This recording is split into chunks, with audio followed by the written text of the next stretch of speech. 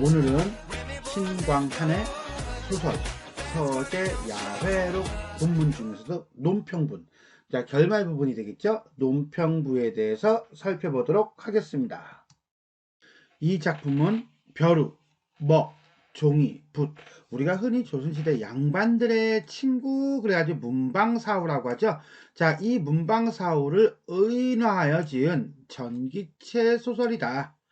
중심 내용은 버려진 벼루, 망가진 붓자루, 다 다른 먹, 그 다음에 장독 뚜껑으로 덮였던 닭종이. 자, 그러니까 어때요? 잘 나가는, 잘 나가지 못하는, 잘 나가지 못하는. 그러니까 처음부터 잘 나가지 못했다기보다는 잘 나가나? 하여튼 간에 살면서 점점 쟤는 뭐야? 노쇠하는, 뭐 이런 의미가 되겠네요. 그죠? 문방사후가 인간 세상에서 벌어지는 문제들을 논의하는 것이다. 선비가 오랫동안 애용하던 문구들을 의인화하여 주인과의 사이에서 자기 조상들의 역사적인 계보와 내력을 이야기하고 못다한 사실들을 시로써 읊어가는 형식으로 구성되어 있으며, 선비인 주인이 사용하던 문방구가 주인과 대화를 하고 제문을 지어 위로하자 수명까지 연장시켜 살해하는 것으로 마무리 짓고 있다. 그리고 보니까 마치 남자는 요 서재 야회록, 여자는 그렇죠 규방치루 쟁론기라고 하는 이제 작품이 있어요. 그 규방치루 쟁론기는 여성이 중요시하는 물건, 뭐 바늘, 실, 인두, 다리미, 골무, 기타 등등등. 자, 그들이 서로 이야기하는 그런 전기체 형식의 소설이었는데, 요거는 남자들이 주로 사용하는 사물들을 가지고서나 의인화한 전기체 소설이다 라고 보시면 되겠습니다. 선비는 홀로 방 안에 누워 초롱초롱 잠을 이루지 못하였다. 선비는 이렇게 봐야지. 물개들과 헤어진 후 홀로 방 안에 누워 초롱초롱 잠을 이루지 못하였다. 왜? 희한한 경험을 했잖아요. 그죠? 있었던 일을 곰곰이 생각해보니 물개들과 이야기하고 대화 나누고 했던 것들을 생각하니 거의 알 것도 같고 모를 것도 같고 쟤네들이 무슨 얘기를 한 거지? 앞에 이제는 시를 주고받고 했는데 그 시 내용이 도대체 뭐지? 하여튼 대충 어렴풋이 이해는 할 것도 같아. 됐어요, 여기까지? 햇빛이 이미 창을 비추고 있었다. 이제는 뭐예요? 시간의 경과죠? 시간의 경과로 아침이 되었다는 거고요. 그 다음에 이거는 이제 현실로 이제는 돌아오는 장면이 이제 완전히. 자, 이런 점에서 본다면 이것도 역시 마찬가지로 들어갈 때하고 비슷해. 현실과 꿈의 경계가 애매하기는 해요. 시중에 드는 아이가 이상을 여기며 무난하기를 오늘 어찌 이렇게 늦게 일어나셨습니까? 라고 하였다. 지난밤 달이 너무나 밝아 늦게까지 시를 읊다가 아침잠이 깊이 들었구나. 잠깐. 앞에서는 그냥 꼬박 나를 센 걸로 되어 있는데 여기서는 또 뭐야? 아침잠이 깊이 들었구나. 너는 어찌 그것도 모르고 와서 문안을 이제서야 하느냐? 라고 한단 말이에요. 그러니까 요 대목을 통해서 이게 이제 잠에서 깬 거다라는 걸 확실하게 알 수가 있겠네요. 이제서야 비로소 경계를 명확하게 해주고 있어요. 하지만 이미 앞에서부터 이제는 현실로 넘어왔기 때문에 요게 조금 애매했다라고 보는 거예요. 일어나서 방 안에 붓과 벼루와 종이와 먹을 찾아서 살펴보았다. 그렇죠. 내가 지금 도입부에서 처음에 얘기했던 거, 장난감을 이 수업 듣고 난 다음에 내가 어릴 때 썼던 장난감이 어딨지? 한번 볼까? 어떻게 됐나? 하고 들여다보는 것과 똑같은 거예요. 그죠? 자, 지난밤에 함께 했던 문방사후들의 정체를 확인하려는 모습이라고 보시면 돼요. 그랬더니 옛날에 보관해 두었던 벼루는 바람벽 흙덩이를 맞고 깨어져 있었고 금이 같잖아요. 붓은 문이 있는 대나무로 대롱을 만들었는데 뚜껑은 없어졌으며, 그렇죠. 그래서 탈모자죠. 그 다음에 너무 달아서 글씨를 쓸 수가 없었고, 그렇죠. 노둔하다고 욕을 먹었어요. 그죠? 먹 한 개는 다 달아서 남은 것이 한치도 안 됐다. 그래서 이제 죽을 때가 다 된 거, 죽은 거죠.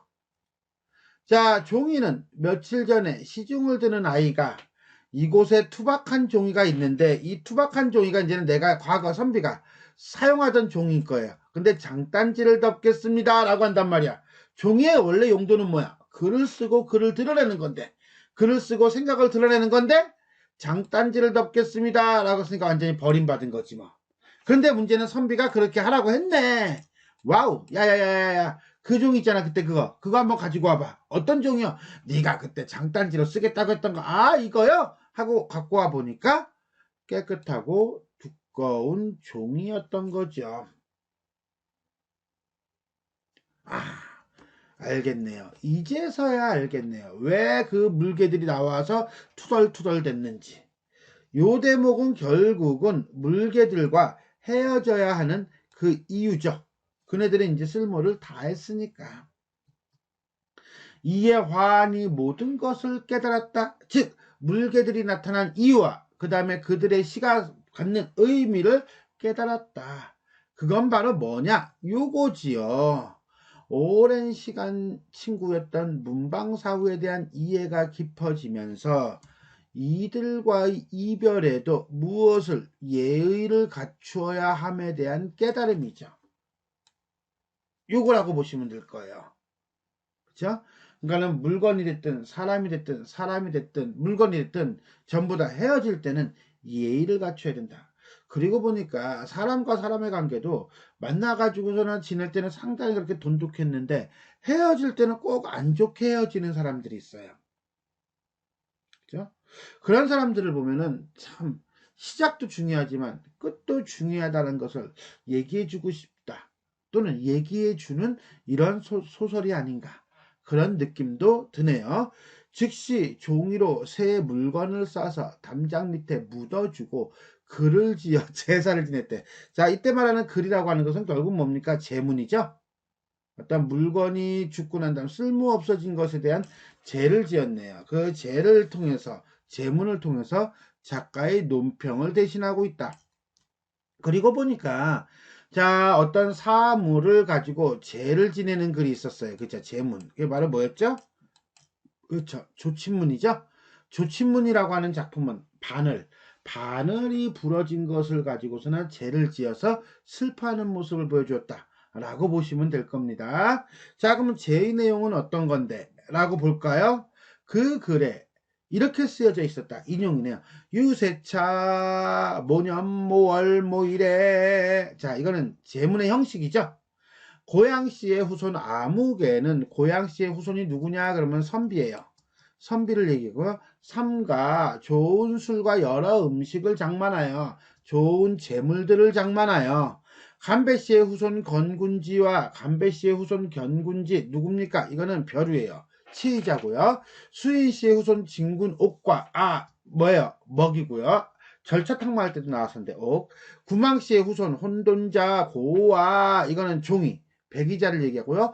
포이씨의 후손 모군 예. 자 뭡니까? 부시고요. 탈모자고요. 얘는 예리하다는 뜻이에요.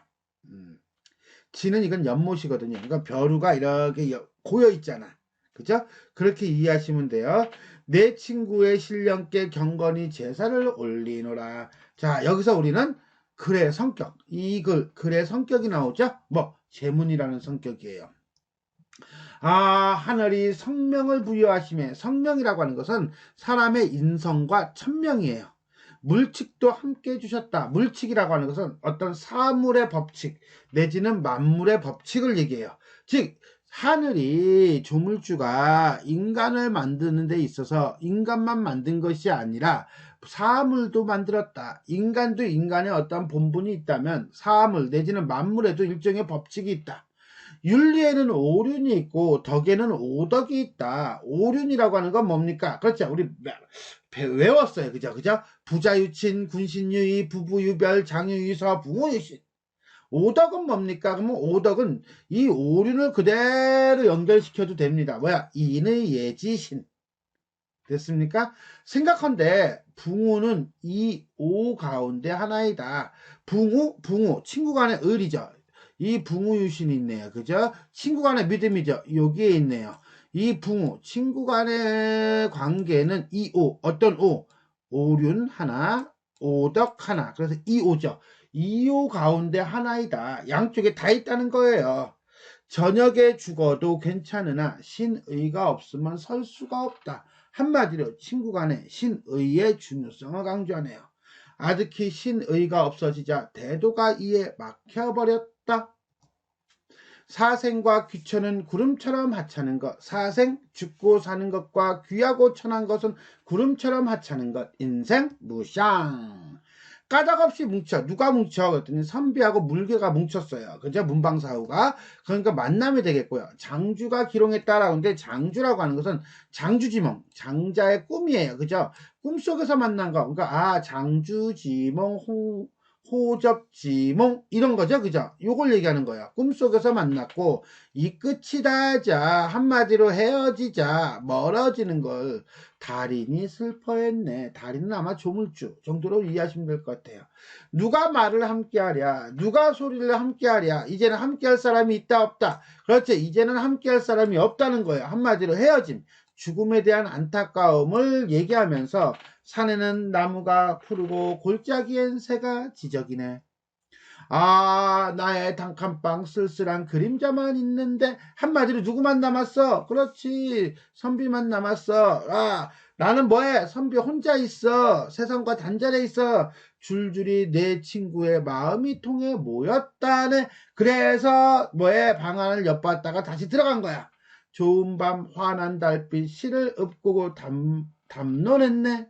속된 말은 전혀 없고 고양시가 시작해서 누가 시작해서 선비가 시작해서 감배, 벼루, 수인, 포이, 붓, 구망, 종이.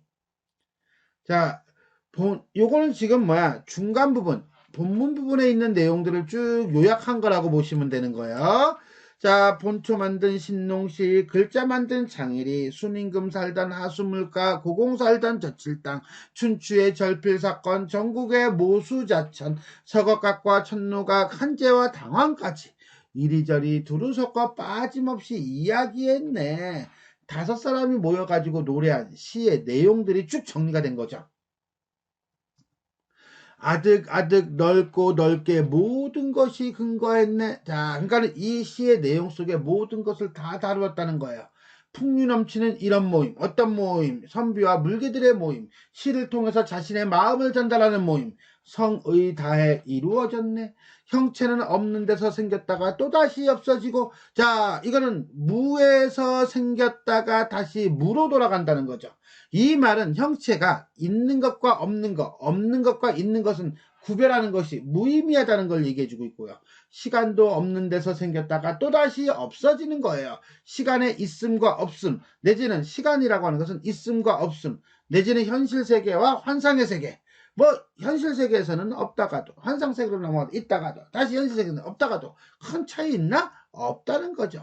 시간도 없는 데서 생겼다가 또다시 없어지네. 있음과 없음의 경계는 상관이 없다. 현실과 환상의 세계 경계는 필요가 없다. 백년벗을 오랜 세월 함께한 문방사후 물개들을 굳게 맺어 세상일을 토론했네. 세상일에 대한 한탄이에요. 그런데 선비가 이렇게 한탄할 수 있는 것은 사실은 이 물개들과 선비의 처지가 그닥 다르지가 않거든요. 살아서는 막역한 벗, 막역지유, 죽어서는 같은 무덤. 왜? 경계를 구별하지 않잖아요. 그죠? 나는 현실 세계에 있고 너희는 비현실 세계에 있어도 이것이 구별이 없거든요. 다르지가 않거든요. 그러니까 친구가 될 수가 있다는 거예요. 그죠? 자, 그래도 사람인데 사물만 못하겠는가? 사람인데, 나는 사람인데 너희들만 못해서 되겠는가? 아니지. 너희들보다 나아야지. 그래서 낭낭한 석별인사, 석별이라는 건 이별인사. 감히 부탁을 잊으리요? 부탁을 잊을 수가 없어. 그래서 이 글을 썼다는 거죠. 그럼 그 부탁이 뭔데? 그건 바로 뭐예요? 그렇죠. 이별에도 항상 뭐가 있어야 돼? 예의가 있어야 되는 거예요. 정성을 다해야 되는 거예요. 내가 무엇을 상심하리? 그대들이 떠난 데에도 그대들 혼 남아있으면 내 글에 감응, 어떤 반응이 있을 것이야 라고 하였다. 이게 이제는 제문의 내용이죠. 그랬더니 이날 밤 꿈에 4사람이 와서 살해하며 말하기를 그대는 지금부터 40년은 더 살 수가 있을 것입니다. 이것으로 보답합니다. 뭘 보답해? 그렇죠. 자신들의 이별에 대해 예의를 갖춘 것에 대해서 보답 감사하겠습니다. 라고 하고 이런 제문에 응해서 나타난 거죠. 그리고 난 뒤에는 다시는 이런 변괴가 없었다고 한다. 자, 이렇게 해서 우리는 신광한의 서재 야회록의 논평부, 결말 부분이죠. 논평부에 대한 어떤 구절풀이를 봤어요. 이렇게 살펴봤고요. 자, 그럼 요 대목에서 가장 중요한 건 뭐겠습니까? 주제겠죠. 그럼 주제는 뭐예요? 주제는 바로 선비의 깨달음이죠.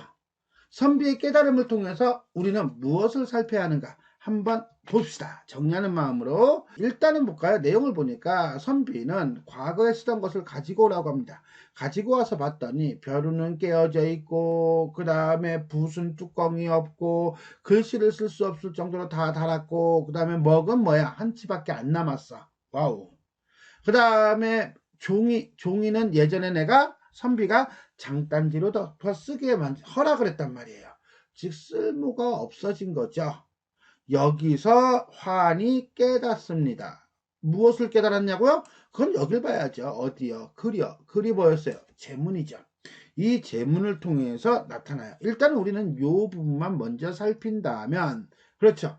문방사우는 선비가 오랜 세월 사용했던 물건들임에도 불구하고 방치된 상태로 놓아서 훼손되어 쓸모가 없어진 것들입니다. 심지어 선비는 그러한 물개들과의 인연을 잊고 있었으며 두껍고 깨끗한 종이 그나마 쓸 수 있는 것도 장단지를 덮는데 사용하기도 합니다. 그러면서 얘기합니다. 뭐라고? 시 속에서 제문에서 형체는 없는 데서 생겼다가 또다시 없어지고 시간도 없는 데서 생기다가 또다시 없어지고 자 시간은 없는 데서 생겼다가 또다시 없어지네. 살아서 막약한 법 죽어서도 같은 무덤 그래도 사람인데 삼을만 못할 손과 낭낭한 석별 인사 감히 부탁을 잊으리요.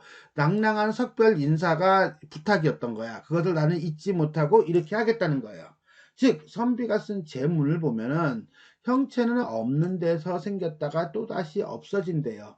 그 다음에 시간도 없는 데서 생겼다가 또다시 없어지고 시간도 없는 데서 생겼다가 그 다음에 또다시 없어진다. 그 다음에 살아서는 막역한 것이다. 그러면서 낭낭한 석별 인사 감히 부탁을 잊으리요 라고 한단 말이에요. 즉 선비가 깨달은 것은 비록 물건이라 할지라도 오랜 시간 친구였던 문방사후에 대한 이해가 깊어지면서 그들에 대한 예의를 갖추어야 한다는 것이 되겠습니다. 즉 이별에도 무엇이 있어야 한다? 예의가 있어야 한다. 이별에도 예의를 갖추어야 한다. 이게 어찌 보면 선비가 깨달은 바이고 이것이 주제가 되겠다 라고 보시면 되겠습니다. 자, 지금까지 우리는 신광한의 서재 야회록 본문 중에서도 논평부에 대해서 살펴보았습니다. 지금까지 내용이 도움이 되셨다면 좋아요와 구독 버튼 눌러주시고요. 알람 설정 부탁드리겠습니다. 수고하셨습니다.